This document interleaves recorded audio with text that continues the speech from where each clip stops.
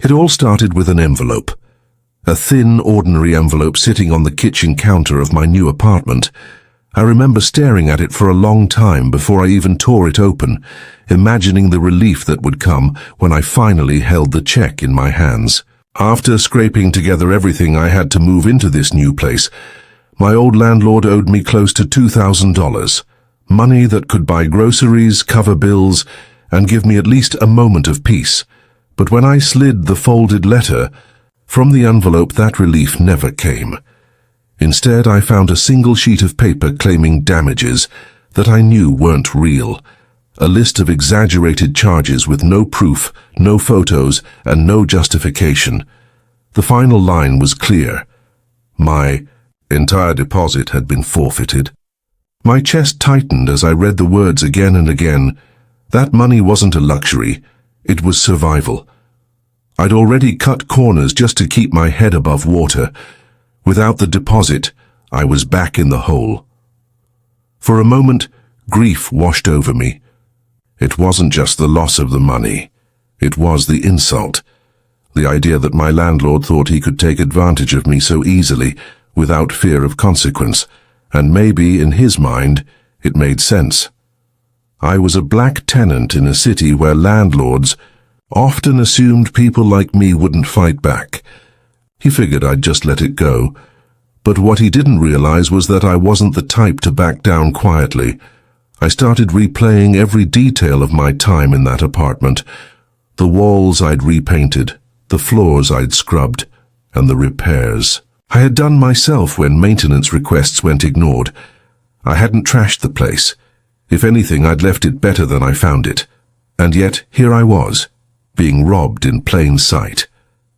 The longer I sat with the letter, the more the grief curdled into anger. This wasn't just about my deposit anymore. It was about dignity, about the way landlords use power to silence tenants, assuming we didn't know our rights. But I had grown up watching my community fight back against injustices big and small. I knew silence only ever protected the guilty. That night, instead of sleeping, I started researching. I typed security deposit laws into the search bar and fell into a rabbit hole of tenant rights, legal protections, and horror stories from people who had gone through the same scam. I learned that in my state, landlords were required to provide receipts, itemized damages, and even photographs. He had provided none of that.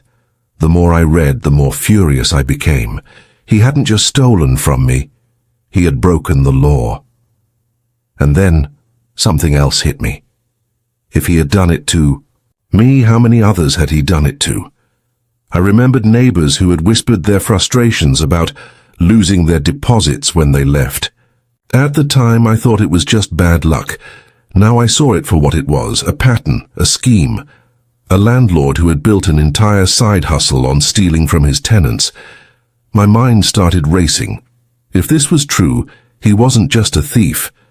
He was a criminal hiding in plain sight, and I just stumbled into the middle of it.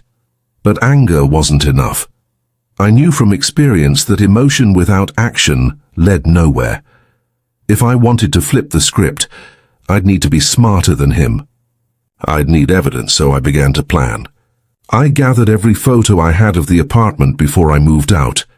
I contacted old neighbors, asking questions, quietly piecing together their stories. I kept a binder where I stored everything, the landlord's letter, my lease agreement, my photos and screenshots of the laws he had violated. The deeper I dug, the more confident I became.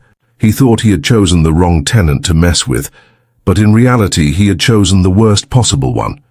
Because I had patience, I had proof, and I had something he couldn't see coming, connections. You see, my uncle wasn't just any man. He was an attorney with a reputation for dismantling shady landlords and exposing housing scams. I hadn't called him yet. I wasn't ready. But just knowing he was there gave me strength. I realized I was standing at the edge of something much bigger than myself. This wasn't just a stolen deposit anymore. This was a battle between greed and justice, and I was ready to fight. Still, I couldn't shake one chilling thought. If he had done this for years, how far would he go to keep it hidden? And that's when I stumbled across something in the public records that made my stomach drop. It wasn't just me. My landlord's name appeared again and again in civil complaints, quiet lawsuits, and even liens. He wasn't just sloppy, he was reckless. And if I played this right, his entire empire could crumble overnight. The envelope had started it. But what I had uncovered would end it. Because what happens when a greedy landlord crosses the wrong tenant? The story was only just beginning. The more I learned about my landlord's history, the clearer it became. This wasn't a one-time mistake. It was a system. A calculated scam designed to strip tenants of money they desperately needed. I went back to the letter he had sent me, rereading it word for word. The charges were laughable. Hundreds of dollars for wall repainting, even though I had left the walls freshly coated. Several hundred more for carpet replacement, even though the carpet had been steam cleaned and was spotless. Then there was the vague line, general wear and tear excessive. It was a phrase I later discovered landlords used often, a catch-all that sounded official, but meant nothing in the eyes of the law. What cut the deepest wasn't just the theft of the money. It was the way the letter dismissed me entirely, like I was faceless, voiceless, and disposable, as if my work to maintain the apartment, my pride in keeping it better than I found it, meant absolutely nothing. It was grief, but not just for myself. It was for every tenant who had opened an envelope. Like this, felt that same hollow ache and been forced to swallow it because they didn't know where to turn. I couldn't let that be me. But the moment I decided to fight back, the retaliation began. It started small. Calls to my phone from unknown numbers, the line going silent the second I picked up. Notes left on my new apartment door warning me to drop it. I had no proof it was him, but the timing was too sharp to ignore. I hadn't told many people I was challenging my landlord, but somehow he knew. Then came the subtle intimidation. A letter slipped under my door. No name, just a printed sheet that read, "Tenants always lose, don't waste your time." It was crude, almost childish, but it struck a nerve. I had grown up hearing stories from elders in my community about landlords who bullied tenants into silence. In black neighborhoods especially, the threat of eviction or retaliation was enough to make people keep their heads down.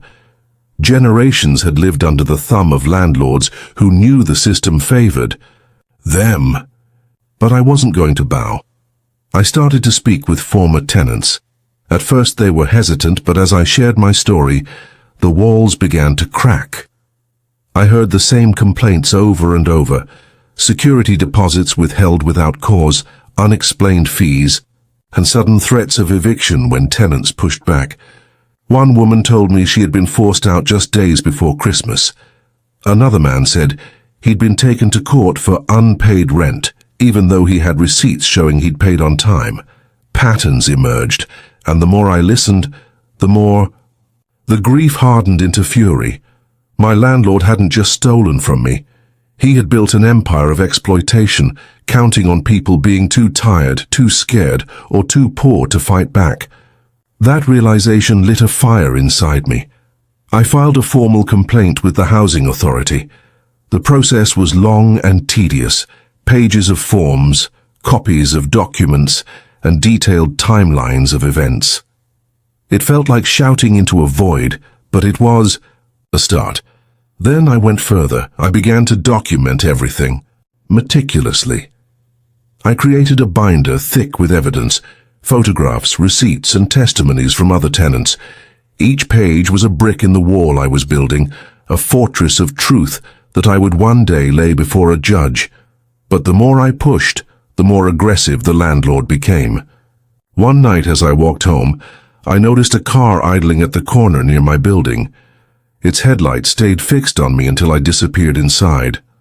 Another evening, I came home to find a deadbolt jammed with glue. It was amateur intimidation, but It rattled me. For a brief moment, doubt crept in.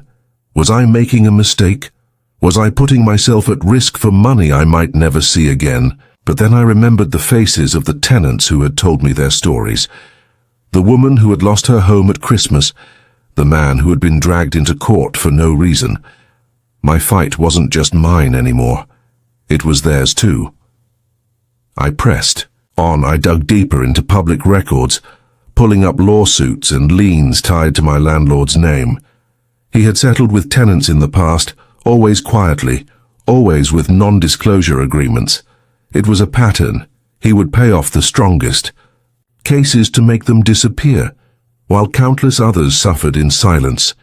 The injustice was glaring. And it wasn't just financial. It was psychological warfare, designed to keep tenants too exhausted to resist. By now, my binder had grown into 2, then 3, each one heavier than the last, not just in weight but in what it represented, the truth he had tried so hard to bury. I knew I couldn't fight this alone. The moment had come to make the call I'd been holding off on. I dialed my uncle's number. When he picked up, I explained everything. The letter, the retaliation, the stories from other tenants, and the evidence I had gathered. He didn't sound surprised. In fact, he told me he had seen landlords like mine before. Predatory, greedy, reckless, the kind who believed they were untouchable until the law came knocking. That night, my uncle agreed to take the case, and with him on board, the fight was no longer just a personal battle. It was a legal war. But I didn't yet realize how far-reaching this would become, because once the lawsuit began, doors would open that I never expected. Records would surface, bank accounts would be exposed, and the very foundation of my landlord's empire would be shaken. The injustice wasn't just unfolding anymore. It was about to be ripped wide open, and when it did, there would be no hiding from the truth. Once my uncle agreed to take the case, everything changed. For the first time since that envelope arrived, I felt like I wasn't standing alone. But with that shift came something else. Escalation. My landlord realized I wasn't backing down, and the neighborhood quickly became a battlefield. It started when the lawsuit papers were served. My landlord's arrogance had been obvious before, but now it turned into outright hostility. Within days, whispers spread through the community. Tenants who once waved at me in passing now avoided eye contact, fearful that simply being associated with me would put them at risk. Some muttered warnings. Be careful, he doesn't like being challenged. Others slipped me quiet nods of support, too scared to say more. My landlord began tightening the screws on anyone he suspected was connected to me. Suddenly, tenants were hit with surprise inspections, unexplained fees, and even threats of eviction. It was a clear message. He was willing to punish the whole building to maintain control. I watched it unfold with a mixture of guilt and determination. His intimidation tactics weren't new, but now they were exposed, visible to everyone. Each threat only proved the case we were building. A pattern of abuse, a web of retaliation that stretched far beyond my single stolen deposit. But escalation has a way of sparking resistance. What my landlord didn't anticipate was that his heavy-handed tactics would push people closer to me, not farther away. Tenants who had once stayed silent began reaching out, slipping notes under my door or knocking late at night to share their stories. An elderly woman confessed she'd been charged for damaged blinds that had been broken before she even moved in. A young couple told me they had been billed for water damage after a leak the landlord had ignored for months. The pattern grew clearer with every testimony. He wasn't just greedy, he was reckless. And now people were ready to talk. My uncle took each new account and began weaving them into a broader case. What started as one stolen deposit was now ballooning into a class action possibility. My landlord had underestimated the power of community, the way shared injustice could unite people who had once felt powerless. Still, the retaliation intensified. One evening, as I walked through the courtyard, I noticed new security cameras mounted on the walls, their lenses pointed directly at the units of tenants who had spoken out. Notices appeared in mailboxes warning residents not to participate in frivolous legal action or face legal consequences. It was intimidation disguised as professionalism, but everyone knew what it meant. The stress weighed heavily on the community. Neighbors whispered in hallways, kids avoided playing outside, and a sense of fear lingered like a storm cloud. But under that fear, something else was building. Resolve. For me, the escalation brought back memories of my childhood. Growing up, Black in America meant living with systems designed to keep you quiet, in housing, in schools, and in workplaces. I had seen my parents navigate landlords who raised rents without notice, who neglected repairs until units became unlivable, and who treated tenants like disposable sources of income. I knew the weight of that silence, and I knew what it meant to finally stand up and say, enough. That knowledge became my fuel. I kept documenting everything. Each intimidation tactic, each threat, each new charge slipped under a tenant's door. My binders grew heavier, filled with the evidence of a man who believed he was untouchable. My uncle warned me that the fight would be long, that the landlord's attorneys would try every trick to stall and intimidate, but I also knew we were building something unshakable. Then came the breaking point. One Saturday morning, tenants woke to find bright red notices taped across several doors, claiming those families were behind on rent. The problem?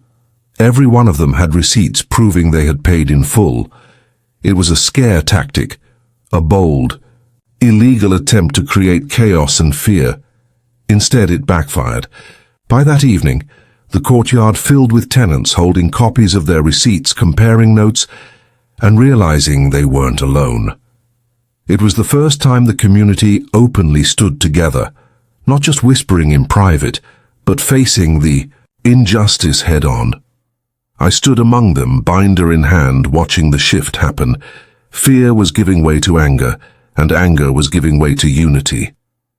My landlord had crossed a line, and now the people he thought he controlled were no longer willing to be silent. But escalation cuts both ways. That same night, as I returned home, I found my car keyed from front to back. The word rat had been scratched deep into the paint. My stomach twisted with a mix of rage and dread. He was lashing out, trying to break me. I reported it, documenting every detail, adding it to the growing mountain of evidence. But as I stood in the quiet of my apartment later, binder open on the table, I felt the full weight of the moment. This wasn't just about money anymore. It wasn't just about one man's greed. It was about justice, not just for me, but for every tenant he had ever exploited. And yet I couldn't shake the question. How far would he go to protect his empire? Because the deeper we dug, the more dangerous this fight was becoming, and the real battle hadn't even started yet. The escalation had reached its peak, and for a while it felt like the landlord held all the power. He had money, attorneys, and intimidation on his side, but what he didn't have was foresight. Every scare tactic, every false notice, and every whispered threat was quietly being recorded, documented and sealed into the growing body of evidence my uncle and I were assembling. What felt like chaos in the moment was actually setting the stage for a dramatic reversal. The turning point came the day my uncle filed a motion for discovery. This was the legal lever that would pry open the landlord's carefully guarded secrets. It forced him to produce financial records, maintenance logs, correspondence with tenants, and proof of how deposits had been handled over the years. At Team, first the landlord acted as if it was nothing. He smirked when served, convinced his power would shield him as it always had. But arrogance is often the doorway to downfall.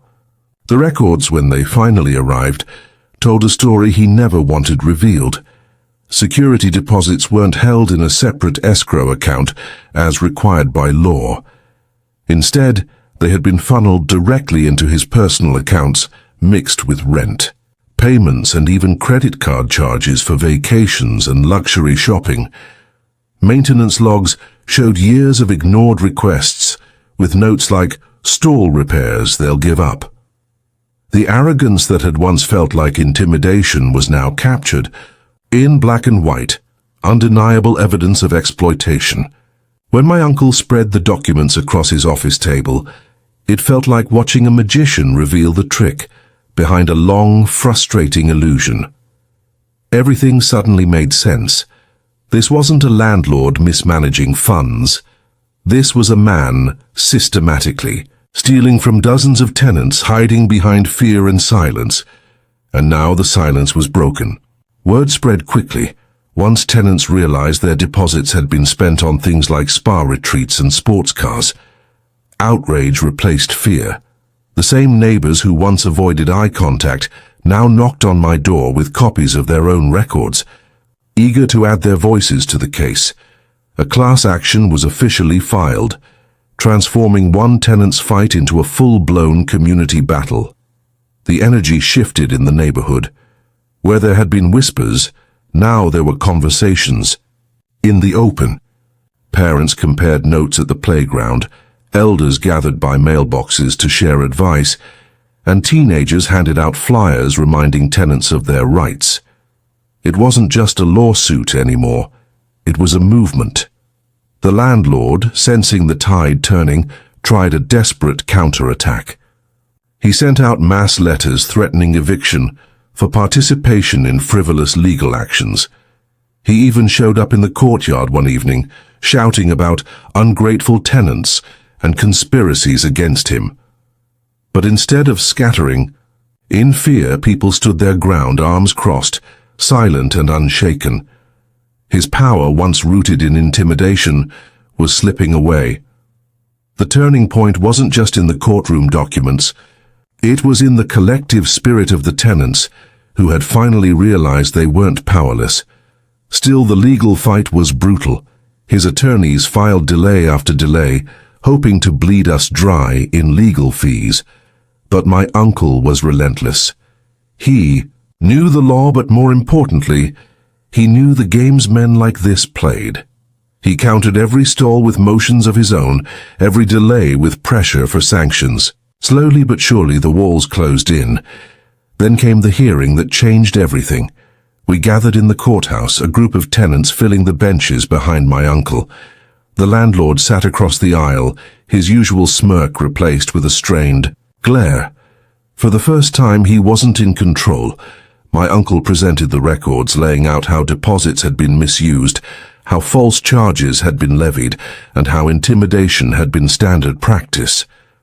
The judge's expression shifted from neutrality to concern to outright disapproval as each piece of evidence was revealed. When the landlord's attorney tried to argue that no real harm had been done, the judge leaned forward and asked, "So you're saying theft of thousands of dollars is not real harm?" The courtroom went silent. It was the first crack in the landlord's armor, and it was widening fast. The judge issued a preliminary ruling. The landlord's accounts would be frozen pending further review. Gasps filled the courtroom. It was a blow he hadn't seen coming, the kind that signaled the end of his unchecked power. Back in the neighborhood, the news spread like wildfire. Tenants gathered in the courtyard, hugging, cheering, and some even crying with relief.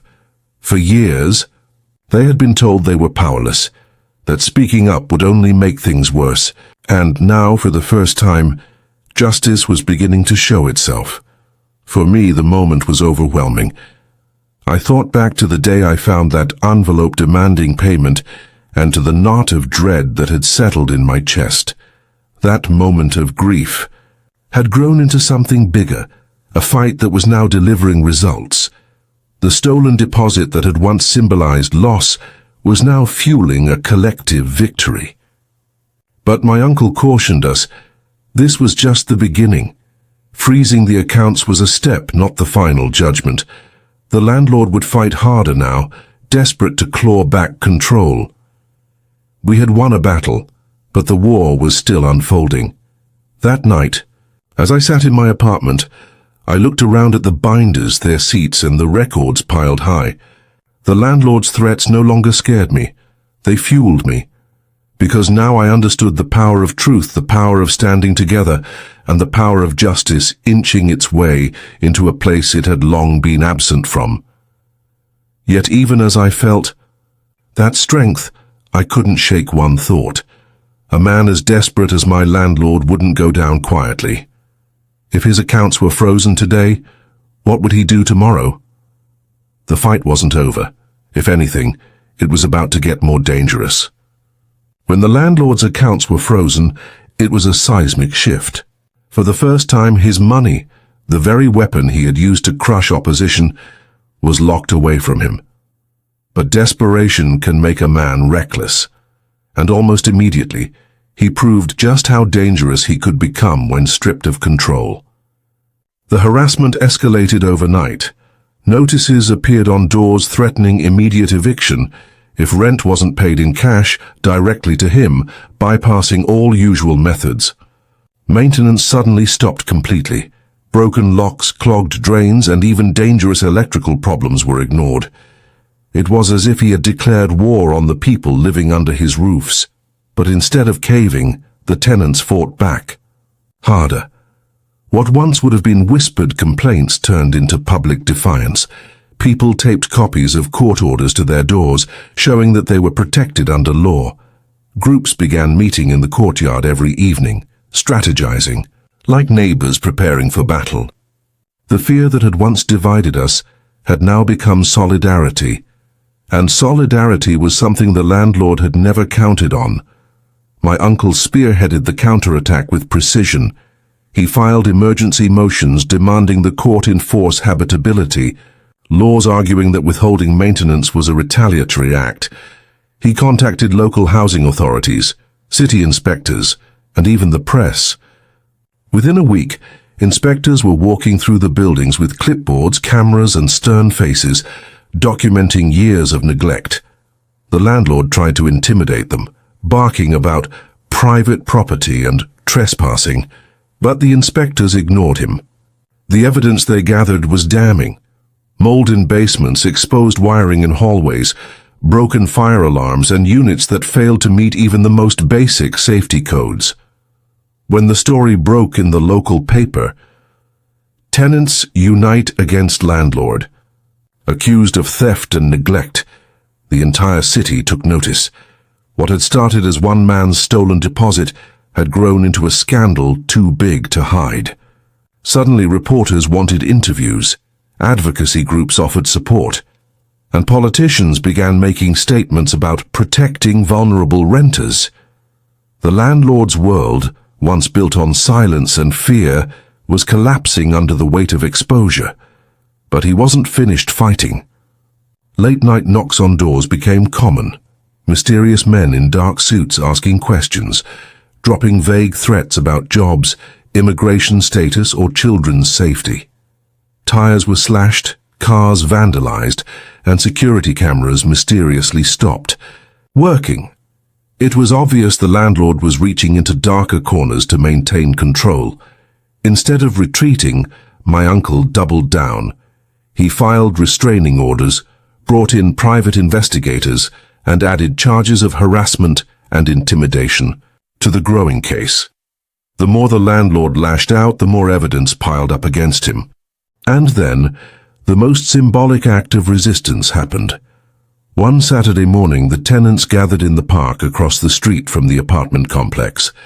Dozens of us stood shoulder to shoulder, holding handmade signs, "Our homes, our rights," and "Justice for tenants." For the first time, the community's struggle wasn't hidden in courtrooms or whispered in hallways. It was out in the open, impossible to ignore. Cars honked in support as they drove by, neighbors from nearby blocks joined in, and local TV crews captured the moment. The landlord, furious, showed up at the edge of the park shouting about slander and lies. But nobody ran, nobody looked away. Cameras caught every word, every red-faced threat, and every finger jabbed in the air. By the next day, the footage was online, shared thousands of times, painting him as the bully he truly was. That protest was more than just a gathering. It was the line in the sand. The tenants weren't afraid anymore, and he couldn't undo that.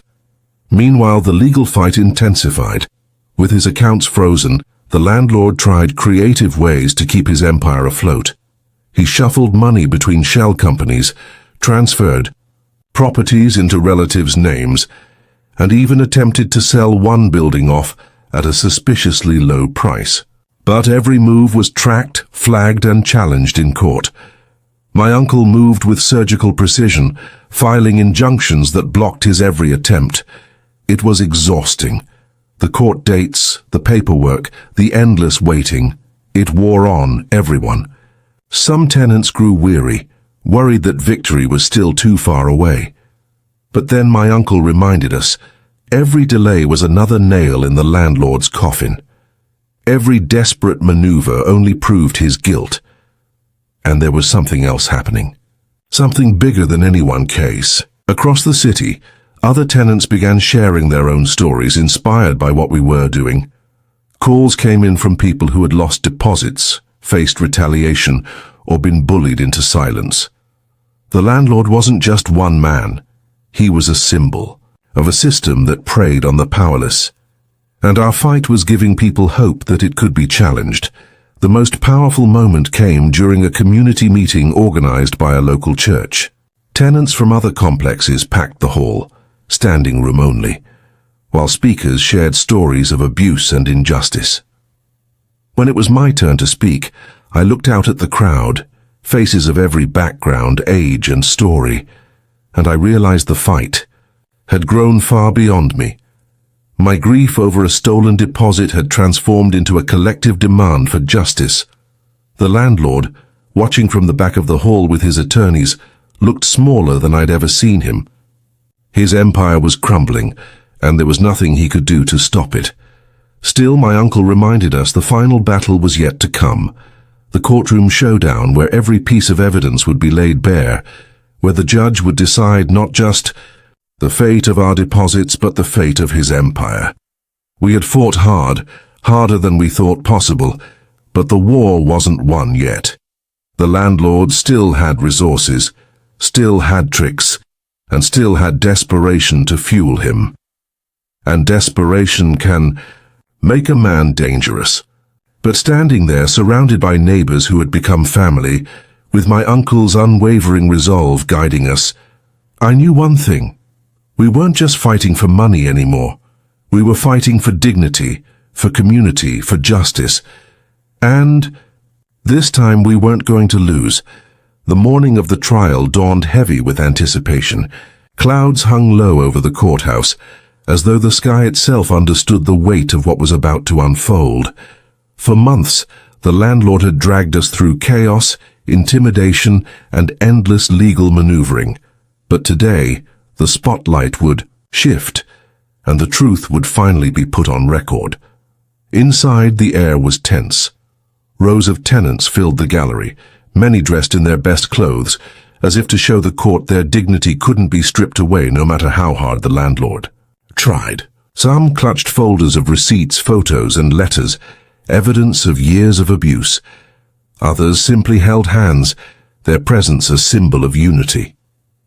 At the front, my uncle stood tall, calm, and precise, his briefcase heavy with documents that told the story the landlord had spent years hiding. The landlord entered, flanked by his attorneys, his face red with barely concealed anger. He still carried himself like the man who had once believed he could buy or bully his way out of anything. But beneath that bluster was something new: fear. His suit looked sharp, but his eyes darted nervously, scanning the room, realizing perhaps for the first time that this battle wasn't one he controlled anymore. The opening statements set the tone. My uncle painted a picture of systemic abuse, security deposits stolen, maintenance neglected, and intimidation tactics used to silence tenants. He spoke not just of me, but of dozens of others who had been robbed and mistreated. Each story built upon the last, forming a mosaic of corruption too vast to deny. The landlord's attorneys, in contrast, sputtered through arguments about misunderstandings, administrative errors, and standard business practices. But the evidence was stacked too high for excuses. Piece by piece, the case unfolded. Photographs of moldy walls, videos of broken locks that had never been fixed, testimonies from families who had been forced out when they couldn't pay inflated rent demands, bank records showing deposits vanishing into shadow accounts. Every exhibit stripped away another layer of the landlord's carefully crafted facade. And then came the turning point. A forensic accountant, called as an expert witness, explained how the landlord had systematically funneled stolen deposits through shell companies, eventually using the money to fund personal luxuries, vacations, cars, even a private lake house. The courtroom gasped as receipts and bank statements were displayed on screens for all to see. His greed wasn't just negligence, it was deliberate theft. The landlord's face twisted as the truth was laid bare. His attorneys objected, scrambled, and whispered furiously, but it was no use. The numbers didn't lie. When it was my turn to testify, my hands shook slightly, but my voice held steady.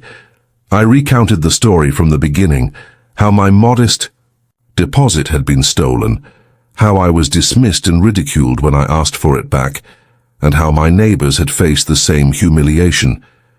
I spoke of the late-night threats, the vandalism, and the fear we had all endured. And then I spoke of the unity, the protest, and the courage that had risen when we finally decided enough was enough.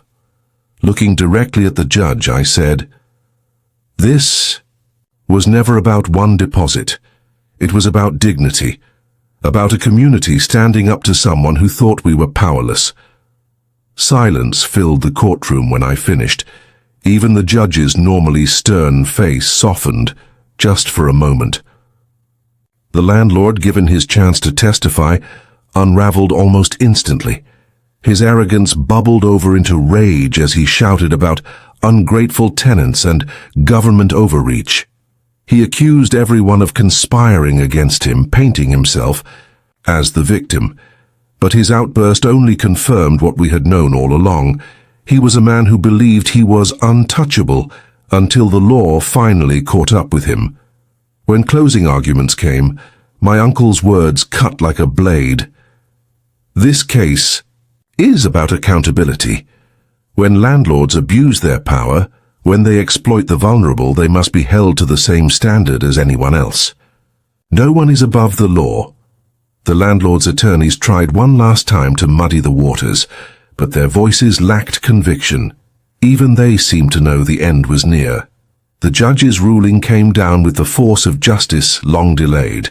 The landlord was ordered to repay every stolen deposit with interest, cover damages for retaliation and neglect, and face hefty fines for his violations of housing laws.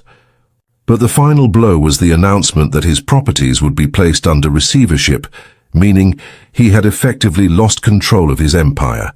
His accounts remained frozen, his assets seized, and his reputation shattered. Gasps, and then cheers filled the courtroom. Tenants hugged one another, tears streaming down faces that had known too much fear and too little relief. My uncle placed a reassuring hand on my shoulder, and for the first time in months, I felt the weight of injustice lift. The landlord slumped in his chair, pale and silent, as the reality of his downfall settled in. The man who once wielded money as a weapon was now left with nothing. His greed had not just cost him wealth, it had cost him everything. Outside the courthouse, reporters swarmed. Cameras flashed, microphones were thrust forward, and the story that had started with one stolen deposit now became a headline across the city. Tenants win landmark case. Landlord loses everything. For me, the victory was more than financial. It was proof that even when the odds are stacked, even when the system feels rigged, justice can be won if you refuse to back down. The community that had once been fractured by fear was now bonded by triumph. Neighbors who had once passed each other in silence now shared stories, meals, and laughter. The fight had forged something stronger than victory. It had created a family. And as I looked back on the courthouse steps, I realized something else. My grief had turned into justice, and my injustice into empowerment. The story wasn't just mine anymore. It belonged to everyone who had ever been cheated, silenced, or ignored. The landlord had stolen from us, but in the end, he had lost everything. And we, the tenants, the community, the people he thought were powerless, had won. This was today's secret. Every shed hides a secret, but remember, the shed never stays quiet for long. Until next time, Secret Shed Stories.